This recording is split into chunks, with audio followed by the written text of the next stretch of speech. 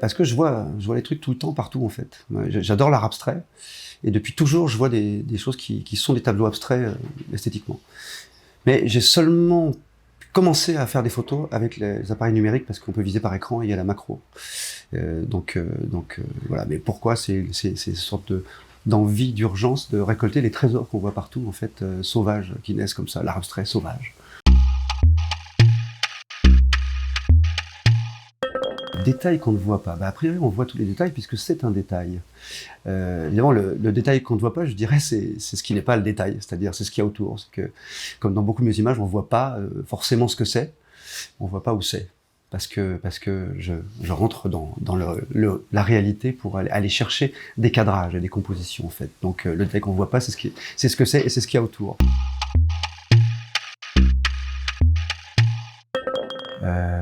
Hasard, rigueur, trésor.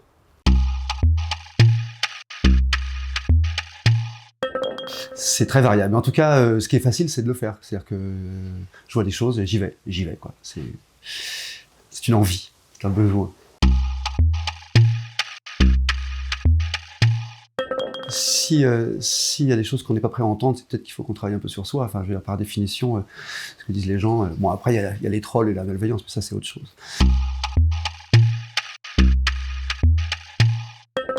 C'est les gens qui voient autre chose que ce que j'ai vu dans les photos. Et ça j'adore, quoi. J'adore. Et je crois qu'on est des passeurs, quoi. Moi, je trouve des images et après, elle appartient à celui qui la regarde, quoi.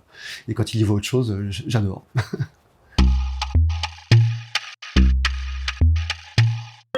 Les deux. Absolument les deux, parce que c'est spontané, parce que c'est complètement tripal, quoi. Je vois les choses et je vais les chercher. Et c'est extrêmement réfléchi parce que sur mon site, j'appelais ça conversation avec le hasard. Une fois que j'ai un sujet, je le traite, je rentre dedans, et en fait je cherche les compositions par le cadrage. Et là, ça devient très réfléchi, ça devient très concentré. Et souvent, je fais beaucoup d'essais pour en avoir très peu. Je vais à la composition en cadrant et je me concentre. Et c'est là où il y a une sorte de conversation.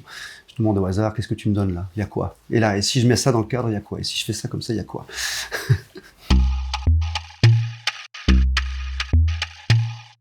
Solitaire. Fondamentalement optimiste.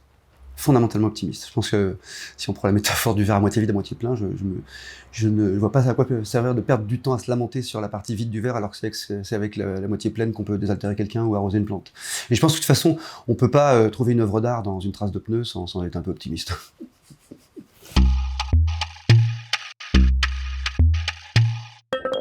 Quand mon œil travaille, il n'a besoin de rien d'autre.